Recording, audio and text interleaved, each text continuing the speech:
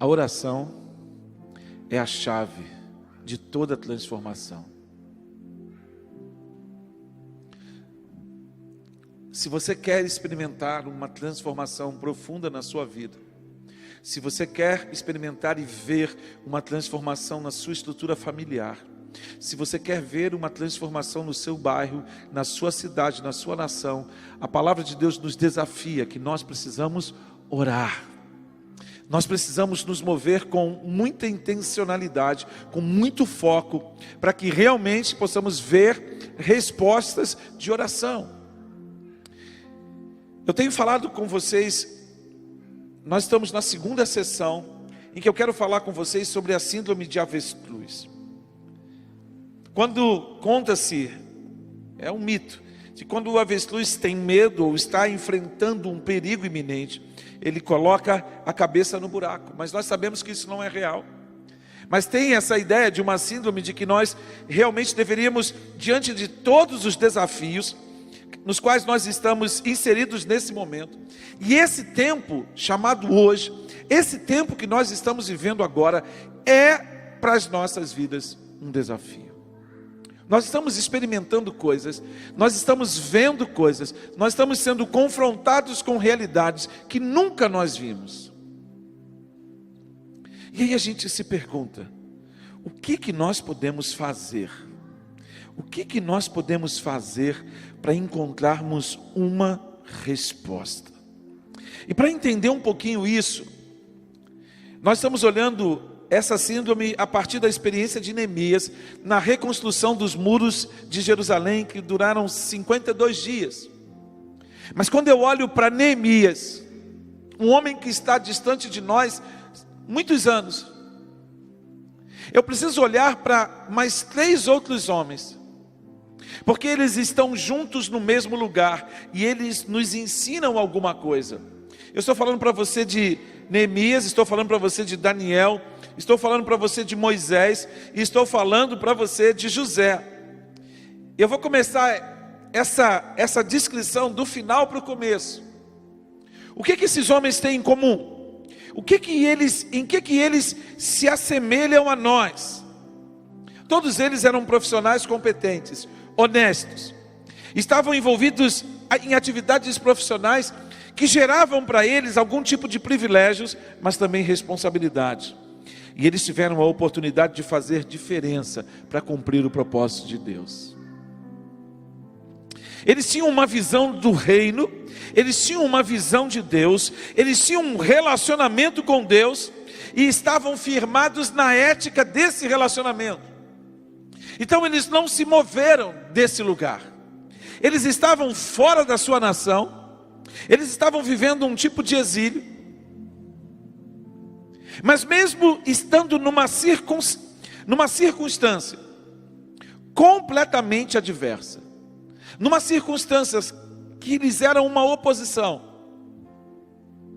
eles não se afastaram dos valores do relacionamento que eles tinham de Deus. Sabe o que eles enxergaram?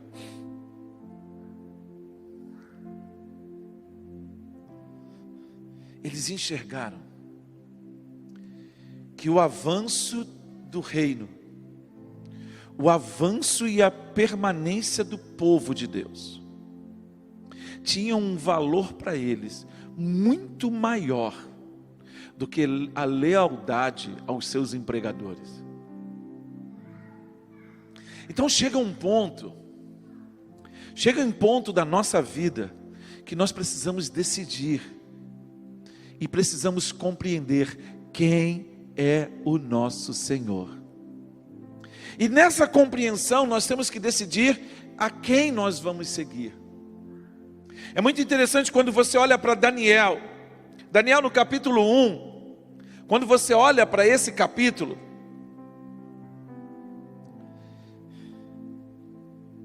abra sua Bíblia em Daniel no capítulo 1, no versículo 7. O texto diz que o chefe dos oficiais deu-lhes novos nomes. A Daniel ele deu o nome de Beltesazar, a Hananias, Sadraque, a Misael, Mesaque e Azarias, Abdenego. Quando eles foram levados para a corte de Nabucodonosor, para o império babilônio.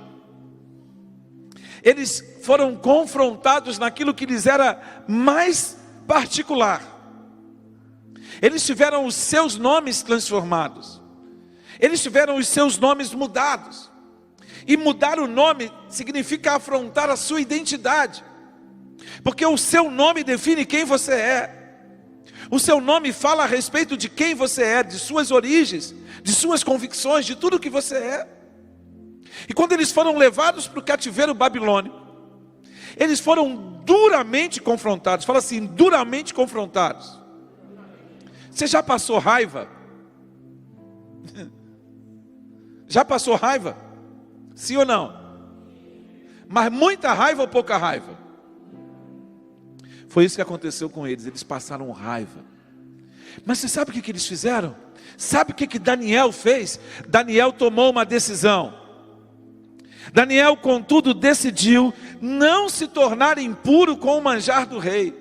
Daniel tomou uma resolução: eu não vou sentar-me à mesa do rei e comer do seu banquete. Depois você vai lá em Provérbios e procura.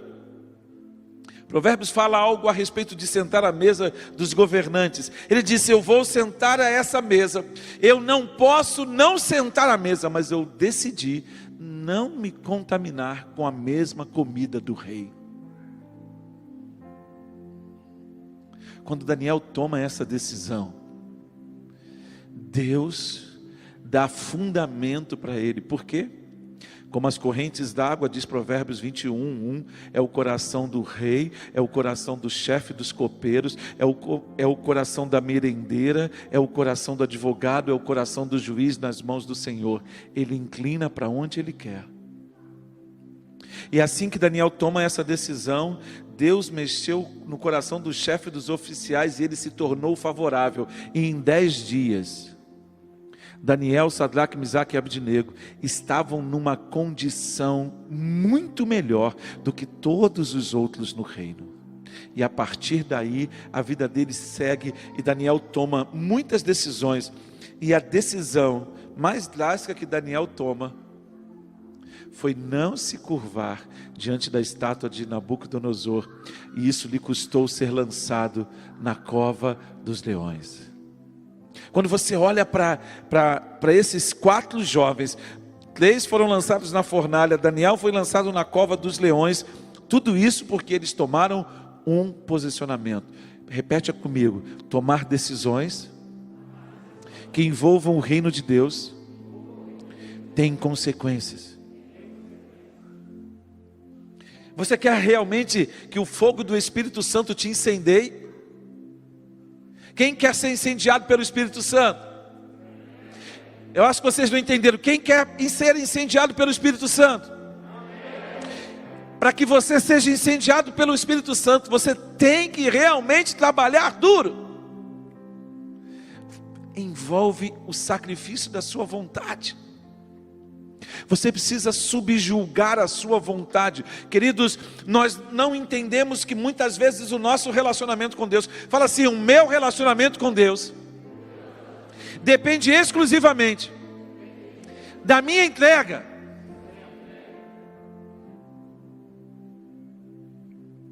Paulo, quando escreve a igreja de Éfeso, ele deixa muito claro, no capítulo 5 ele diz que nós deveríamos ser enchidos pelo Espírito. Nós deveríamos ser enchidos pelo Espírito. Isso não fala de uma ação passiva nossa, mas nós devemos buscar a Deus com intencionalidade, com foco, com desejo, com fome. E isso vai trazer consequências. Quando você olha para Moisés, você vai ver o mesmo padrão. Moisés é levado para a casa de Faraó. Você pode ver isso em Atos, no capítulo 7, quando Estevão está sendo apedrejado, vai ser apedrejado, e ele faz um plano de tudo como Deus fez até Jesus, e isso inclui Moisés. Depois em Hebreus capítulo 11, você vê o autor aos Hebreus dizendo que Moisés, sendo já adulto, ele recusou ser chamado filho da filha de Faraó, mas Moisés tentou exercer a sua liderança sobre o povo, de acordo com a sua vontade, matou um guarda egípcio, E quando foi entrar no litígio entre dois judeus, um olhou para ele e perguntou: acaso, quem que te fez juiz sobre nós? Acaso você quer me matar como matou o egípcio? Moisés fica desesperado, porque não teve a sua liderança aceita pelo seu próprio povo, e vai para um alto exílio de 40 anos. Tendo Moisés 80 anos, Deus o convoca novamente, porque Moisés estava pronto. Você entende o que envolve essa sua prontidão em servir a Deus? Por que nós vamos entrar num jejum e oração, clamando pela intervenção de Deus sobre essa cidade? Por que eu e você vamos interceder por essa cidade? Quem você acha que vai ser transformado durante esse jejum? Quem você acha que vai ser mudado durante esse jejum? Quem você acha que será confrontado durante esse jejum? Você tem coragem de responder? Você sabe qual é a resposta? Vou perguntar novamente: quem será confrontado durante esse jejum? Nós é que seremos confrontados. E quando Deus muda a nossa cosmovisão, quando Deus muda a inclinação do nosso coração, quando Deus muda a nossa disposição em se mover, sabe o que acontece? As coisas no nosso entorno começam a mudar. Porque quando eu decido mudar, tudo no meu entorno muda. Não é assim? Quando você toma uma decisão e diz: basta, as coisas mudam ou não mudam? Mudam. Mudam. Principalmente no mundo que a gente está vivendo hoje. É isso que nós precisamos entender. Nós é que precisamos ser transformados. A nossa cosmovisão é que precisa ser transformada. Moisés levou 80 anos para isso acontecer com ele. Quando Moisés sai do Egito, levando o povo junto consigo, Hebreus vai dizer no capítulo 11, que Moisés era um homem que via o invisível. Queridos, nós precisamos nos mover por uma revelação de Deus, em que talvez as outras pessoas não estejam conosco, as outras pessoas não vejam como nós vemos, não compreendam como nós compreendamos, mas nós temos uma revelação de Deus no nosso espírito, que está alinhada com aquilo que Ele diz, não só num ponto das Escrituras, mas em tudo aquilo que as Escrituras ensinam. Então nós avançamos exatamente como Moisés avançou. E quando Moisés estava num ponto determinante da caminhada, Deus olhou para ele e simplesmente perguntou: por que clamas a mim? Dize aos filhos de Israel que marchem.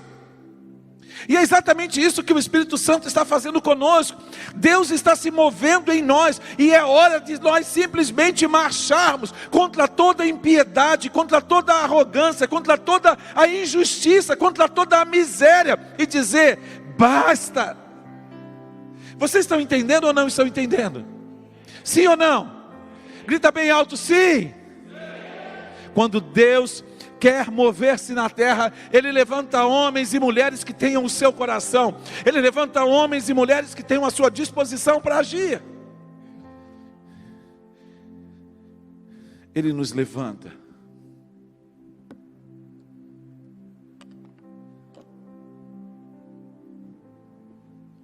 Moisés experimentou um alto exílio. José experimentou o poço dos seus irmãos. Depois foi vendido como escravo.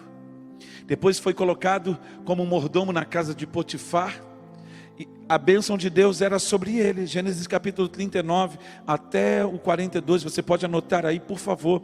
E depois você vai estudar no seu dever de casa, nessa semana de jejum. Vai estudar sobre isso, vai ler sobre isso. Vai ser muito edificante para a sua vida. A mão de Deus era tão poderosa sobre José, de tal forma que tudo que Potifar tinha foi abençoado por ele. Mas de repente, a mulher de Potifar colocou os olhos sobre José, mas José não colocou os olhos sobre ela.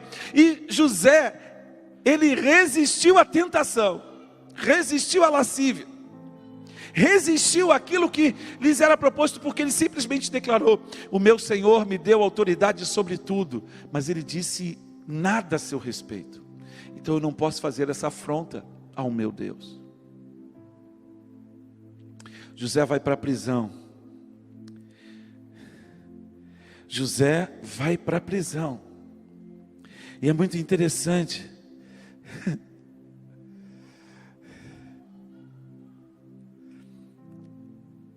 já no capítulo 40,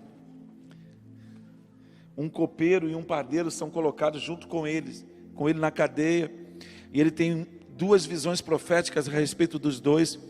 Ele disse: olha, você copeiro, você vai ser levado de volta à sua posição, mas você padeiro, você vai ser enforcado.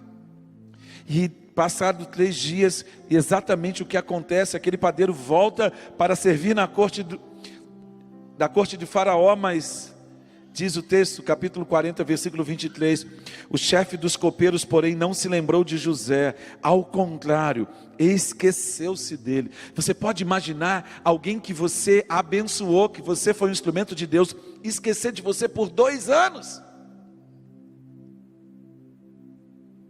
Foi o tempo que José ficou na cadeia. Repete comigo: o abençoado abençoa tudo ao seu redor. Presta atenção, Jesus disse: quem beber da água que ele der, do seu interior fluiriam rios de água viva. Deixa eu te perguntar uma coisa nessa noite: você é rio ou represa? Você é rio ou represa? Se você é rio, onde você está, a bênção de Deus flui. Onde você está, a bênção de Deus transborda. Fala assim: a bênção de Deus em minha vida é transbordante.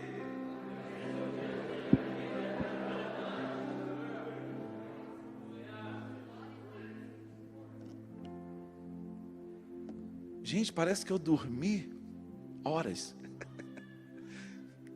Quando eu terminei o outro culto, eu não aguentava ficar em pé. Mas eu estou aqui, parece que eu dormi, que eu estou zerado. Uau! E o que acontece? Passa o tempo, o faraó tem uma visão, tem um sonho, e você sabe, a mão de Deus era sobre José, e José é levantado como segundo homem no império. Você entende que foi por meio de José que Deus levou o povo para o Egito? E foi por meio de Moisés, 430 anos depois, que Deus tirou Israel do Egito. Por que Deus fez isso? Sabe por que Deus fez? Porque Deus, quando os tirou do Egito, eles já eram um povo. Deus fez uma das maiores transferências de recursos que se tem na história, porque o povo saiu do Egito, mais de 1 milhão de pessoas, com todos os 430 anos de salários pagos, de uma vez. A rescisão de contrato foi perfeita, total, ampla e irrestrita. O povo trouxe tudo consigo. Presta atenção, deixa eu dizer uma coisa para você: quando a mão de Deus está sobre você, a medida dele é sacudida, recalcada e transbordante. Deus não deve nada a ninguém. Você entende isso? Agora, o que esses homens têm em comum conosco? Todos eles eram profissionais, e eles estavam disponíveis para o mover de Deus. É aí, queridos, que a gente começa a caminhar para entender como nós podemos dar um passo, para entender que a oração, que o jejum, a leitura da palavra são a chave para transformar o mundo. Não vai ser uma semana qualquer, nós vamos levar esse jejum a termo, nós vamos buscar a presença do Senhor, e as nossas vidas vão arder na presença do Senhor. Nós vamos ver transformações profundas e estruturais em nossas vidas e em nossas casas. O que você quer ver transformado? Comece a alinhar o seu coração com o plano de Deus. Eu não estou falando de comprar coisas, eu não estou falando de coisas materiais, eu estou falando de um relacionamento que vai trazer o céu para a terra, para dentro da nossa casa. Você entende o que eu estou falando, sim ou não?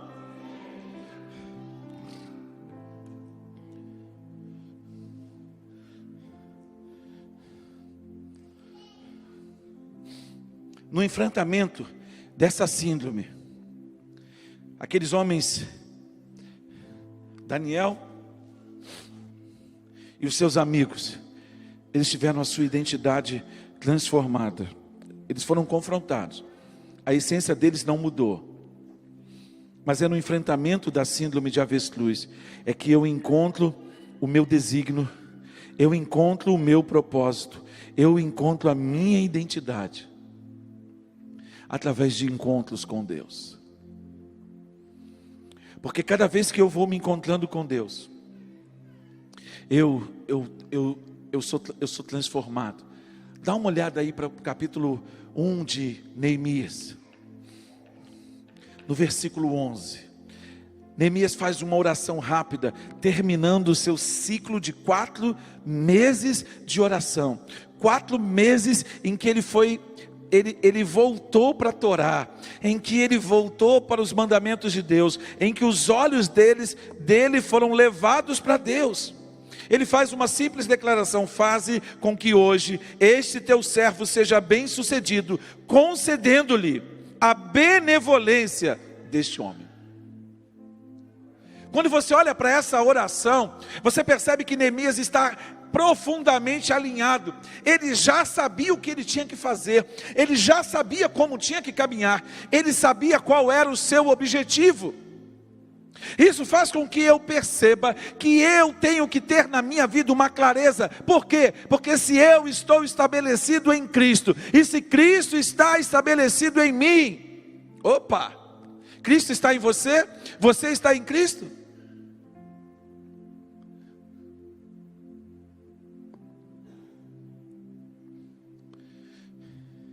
Quando Lutero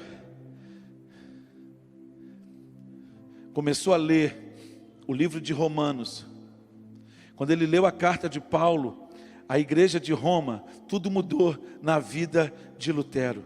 A partir da leitura das Escrituras, Lutero foi confrontado com uma realidade contundente. E qual foi a realidade que Lutero foi confrontado?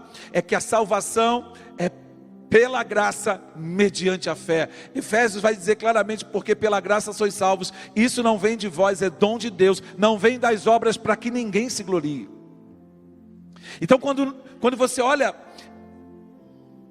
para Romanos, e você sabe aquilo que impactou a vida de Lutero, que o levou a escrever na capela de Wittenberg, na Alemanha, no ano de 1517, as suas 95 teses, que firmaram e estabeleceram o propósito de mudança na história da igreja. Mas preste atenção, Lutero, repete comigo, Lutero respondeu às perguntas de sua geração. Essa é a teologia de Lutero.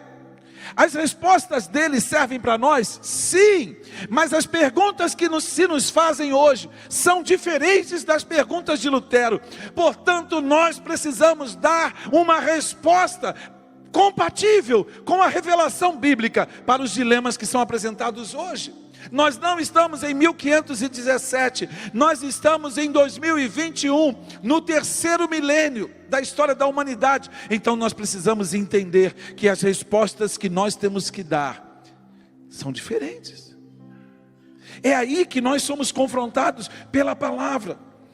Colossenses no capítulo 1, no versículo 27 diz: a ele quis dar a conhecer entre os gentios a gloriosa riqueza deste mistério, que é Cristo em vocês, a esperança da glória. Então, se eu estou em Cristo, se Cristo está em mim, se eu estou estabelecido em Cristo, se a verdade de Cristo está em mim,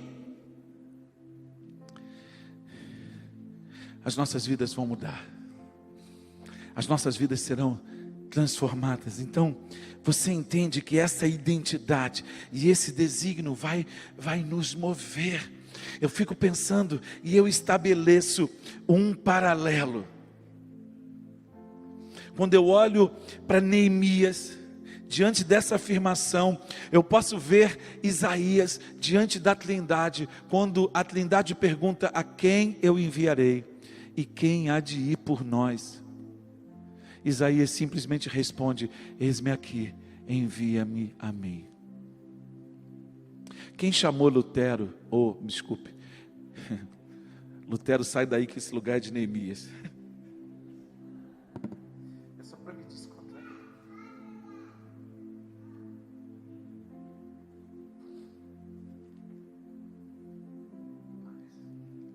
O negócio hoje está power, hein? Quem chamou Neemias para reconstruir os muros de Jerusalém?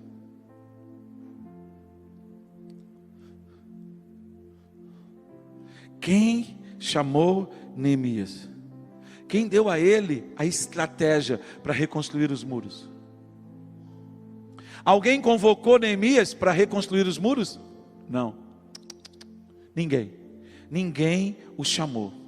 Tudo isso foi estabelecido na vida de Neemias, através dos 4 meses, em que ele dia e noite orava, jejuava e meditava na Torá. Meditava nos ensinos de Moisés, meditava na lei de Moisés, meditava em tudo aquilo que Moisés havia registrado a respeito do que Deus havia feito na história.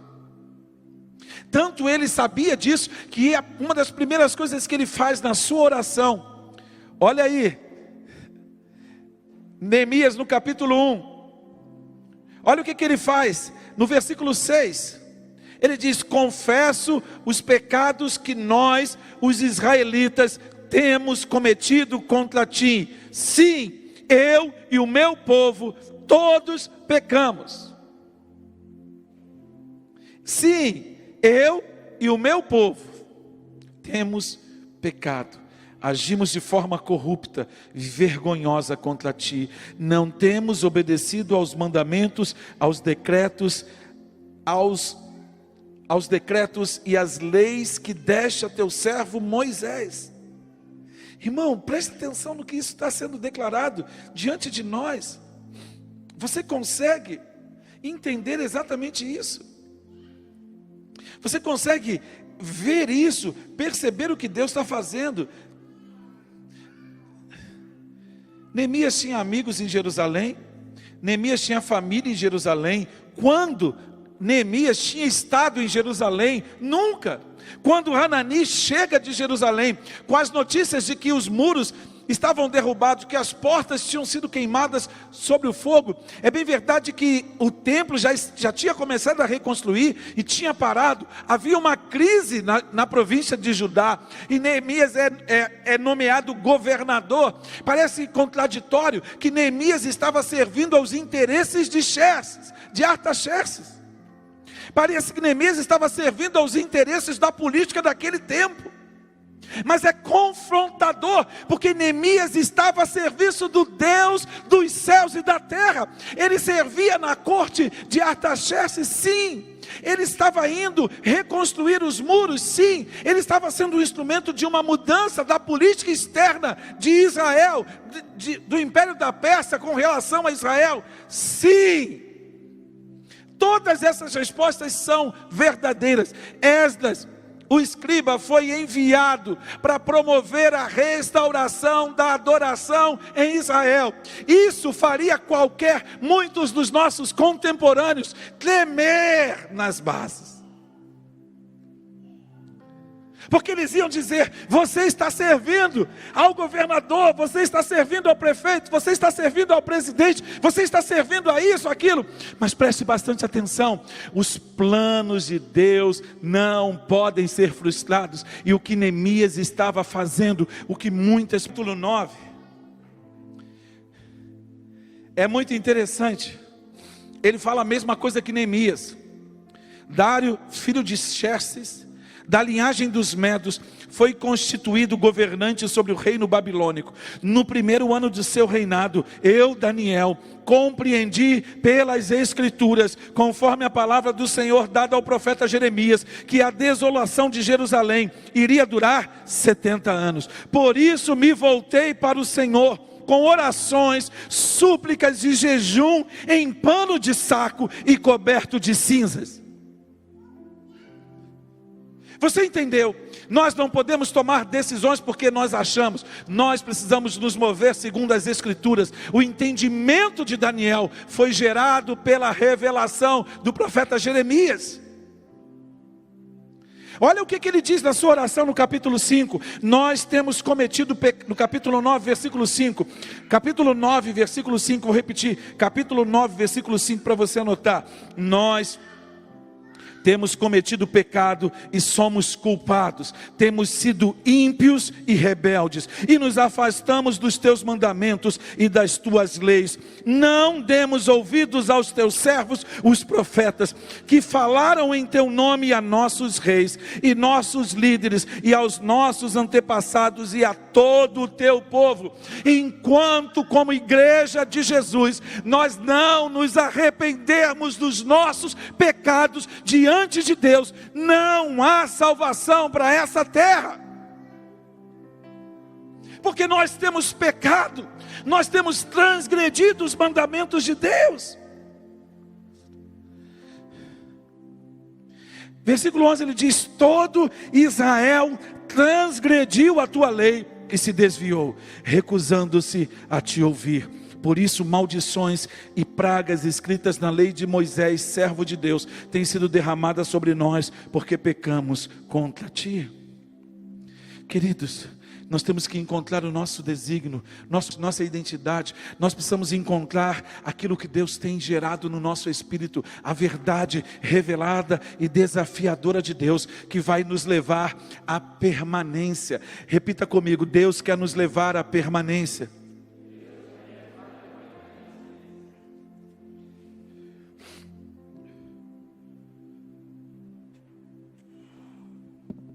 Me dá mais lenço aí, por favor.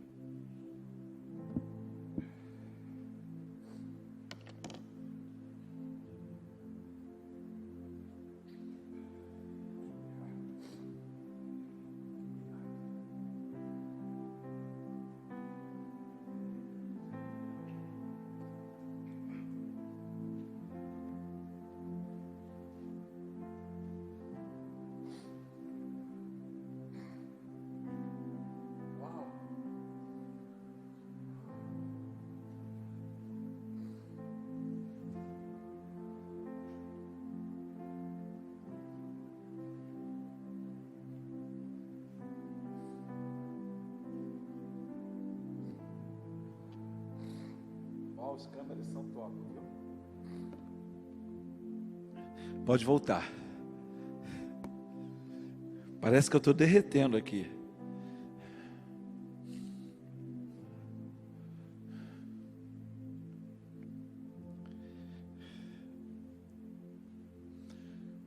João no capítulo 15.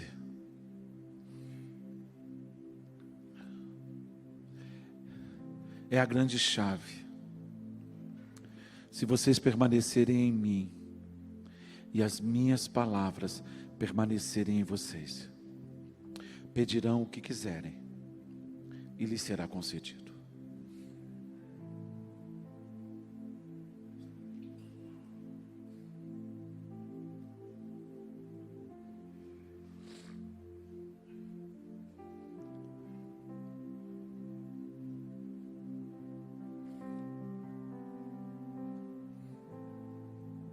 Nós precisamos vencer o medo. No enfrentamento da síndrome de avestruz, nós precisamos vencer o medo e as consequências pessoais. O que eu quero dizer para você é que o medo nos paralisa. Mas eu preciso sair da zona do medo, porque eu já saí da zona do conforto. Por que eu já saí da zona do conforto? É porque eu não estou mais nesse lugar. E agora eu tenho que avançar para entrar num lugar onde eu vou aprender, e é um lugar onde eu vou ver as realizações se tornando realidade. Então, Neemias passou 4 meses, e ele de repente faz uma outra oração, capítulo 2, versículo 1. No mês de Nisan, no 20º ano do rei Artaxerxes, na hora de servir-lhe o vinho, levei ao rei, nunca antes tinha estado triste na presença dele, e por isso o rei me perguntou: por que o seu rosto parece tão triste, se você não está doente? Essa tristeza só pode ser do coração. A estratégia de Neemias chega a efeito. Ele sabia que estar triste na presença do rei chamaria a sua atenção, porque ninguém se apresenta à frente de um monarca com um semblante caído. Isso ensina para a gente algumas coisas. Nós temos que parar de nos apresentarmos diante de Deus dentro dessa cultura de vitimismo, quebrantamento. Realmente se derramar diante de Deus é uma coisa, vitimismo é outra. Neemias não está com uma postura de vitimismo. Quando Artaxerxes o confronta a respeito do seu semblante, ele diz: com muito medo eu disse ao rei. Por quê? Ele diz: que o rei viva para sempre. Você percebe a mudança do discurso de Neemias? Que o rei viva para sempre. Como não estaria triste o meu rosto, se a cidade em que estão sepultados os meus pais está em ruínas, e as suas portas foram destruídas pelo fogo. Uau! A estratégia começou a dar certo. Repete comigo assim: a estratégia começou a dar certo. Às vezes você pensa assim: não, a gente só sente medo quando a estratégia dá errado. Não, quando começa a dar certo, é que você começa a perceber as consequências do lugar onde você entrou. É que você começa a perceber o que realmente está acontecendo. É que você é tomado pela consciência de que agora você tem que ir até o final. E é exatamente nesse contexto. Neemias passou do ponto em que ele poderia retornar. Quando você está fazendo um investimento, chega um ponto do investimento que não adianta mais retornar. E Neemias passou desse ponto. Então é desse medo que eu estou falando que nós precisamos vencer. O medo de quando as coisas estão funcionando. E para as nossas vidas, as realidades espirituais já estão funcionando. Nós já estamos nos movendo dentro da revelação que Deus tem dado. Nós já temos nós já temos visto o resultado de muitas das nossas ações em Deus. Você já está vendo as coisas serem solucionadas, e é nesse momento que surge aquele pavor do que vai acontecer. Não, é agora que você tem que olhar para Jesus, é que você precisa avançar, você precisa terminar o processo, você precisa terminar a conquista, você precisa estabelecer de fato a virada na sua vida, para que as coisas nunca mais voltem para o lugar onde elas estavam. Você entende? Nós precisamos desenvolver uma teologia. A teologia de Neemias estava baseada na Torá. Nós temos uma teologia que está baseada na revelação de Cristo, do Espírito Santo. Estevão, antes de ser apedrejado, ele nos dá uma lição dizendo: Deus não habita em templos feitos por mãos humanas. Nós passamos um ano em que o culto coletivo era a centralidade das nossas vidas, mas o culto coletivo precisa fazer parte da nossa vida, mas ele não pode ser o centro. Eu preciso de um exercício particular no quarto. Eu preciso da presença de Deus que me enche e me transborda. E quando eu chego na experiência do culto público, é só fogo. Sabe por que muitas vezes a gente demora a incendiar na presença de Deus? É porque está faltando queimar lenha no quarto.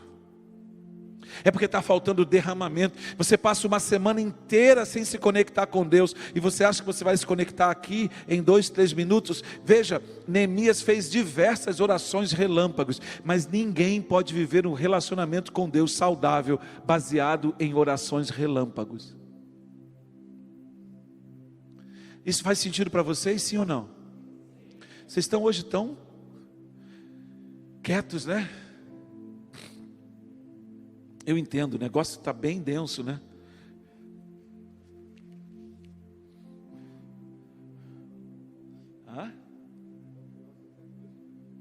Hoje eu estou igual dirigindo um Fórmula 1, vou emagrecer. Essa semana eu vou falar todo dia, eu vou emagrecer. Aí Neemias faz alguns pedidos. Ele pede para ir reconstruir os muros. O rei pergunta quanto tempo vai levar a viagem. Capítulo 2, versículo 4, anota aí. No versículo 6 o rei pergunta a ele, quanto tempo vai levar a viagem e quando você voltará? Aqui nós temos a chave da transformação. Neemias tem a autorização de reconstruir os muros. Marquei um prazo com o rei e ele concordou que eu fosse. Neemias ligou no céu e agora foi ligado na terra. Os 4 meses de oração, de jejum, de leitura da palavra, foram trabalhando com Neemias e Deus, Neemias e Deus, Neemias e Deus, Neemias e Deus. Agora está selado, tem o selo real, o rei concordou.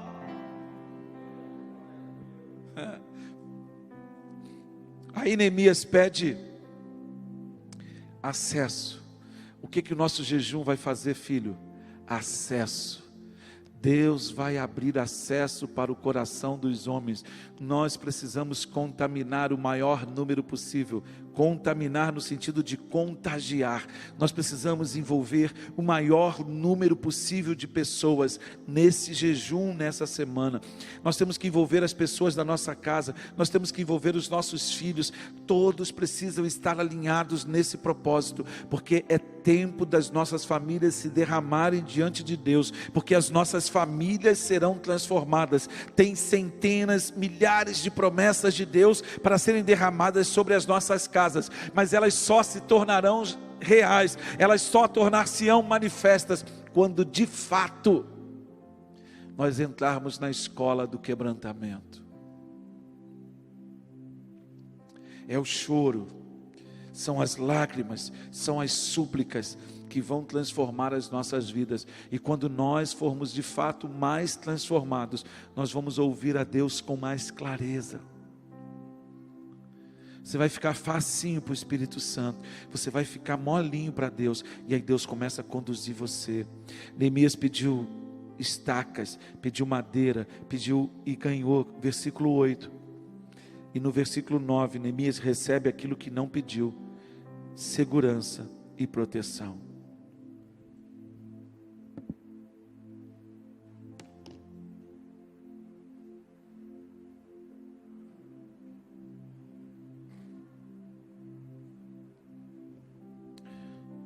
O versículo 10 é muito importante. Sambalate, o horonita, e Tobias, o oficial amonita, ficaram muito irritados quando viram que havia gente interessada no bem dos israelitas. Quando você se levanta, a oposição também se levanta.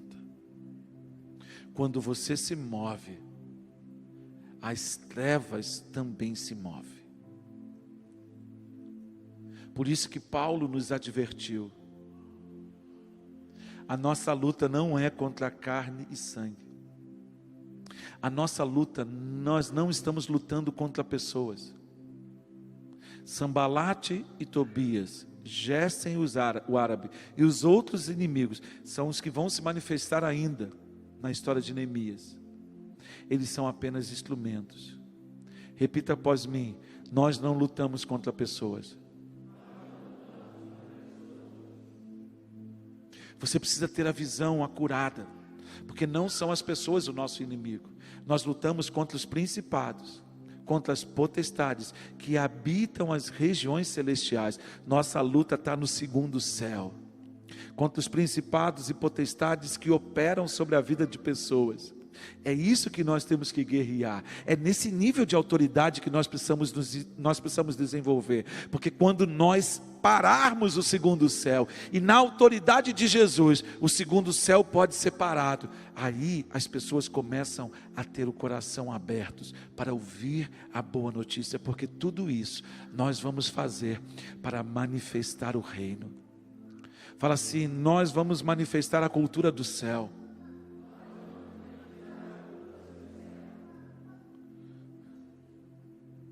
A cultura do céu. A cultura do céu.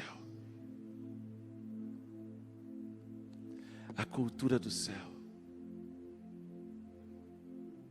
Deus começa a fazer com que o nosso coração seja sensível. Deus começa a mover o nosso coração com uma preocupação genuína. É como você olhar para a despensa e você olhar assim e dizer: não tem mais cesta básica. Porque alguém vai aparecer pedindo alguma comida para a sua casa, e não se tem. Então você começa a se mover com uma outra perspectiva. Você está me entendendo ou não? Sim ou não? Então Deus começa a quebrar os nossos corações. E como nós não somos represa, nós somos rio. O Espírito Santo, os anjos, eles estão esperando que um povo se mova na terra. Eles estão esperando que um povo se mova na terra. Eles estão esperando que um povo se mova na terra. E quando esse povo se move, você vai orar pedindo a Deus recursos. Quais são os recursos? Recursos humanos, pessoas, braços. Recursos madeira, recursos financeiros, recursos econômicos.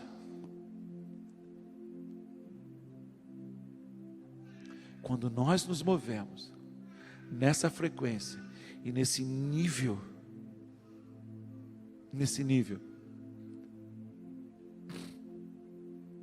nós vamos ver as pessoas abrindo o seu coração e dizendo: eu quero Jesus. Eu quero Jesus. Porque é o relacionamento.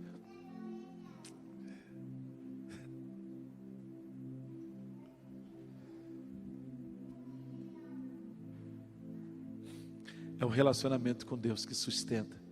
É o relacionamento com Deus que realmente satisfaz. Se você ainda não tem esse relacionamento, você precisa correr para a presença de Deus. Eu não sei se tem alguém aqui, se tem alguém em casa. Por favor, coloca um número aí para onde a pessoa precisa enviar uma mensagem agora, dizendo que ela quer começar um relacionamento com Jesus. Coloque aí o link para a pessoa estender o celular e baixar o aplicativo para ela amanhã receber o devocional do jejum.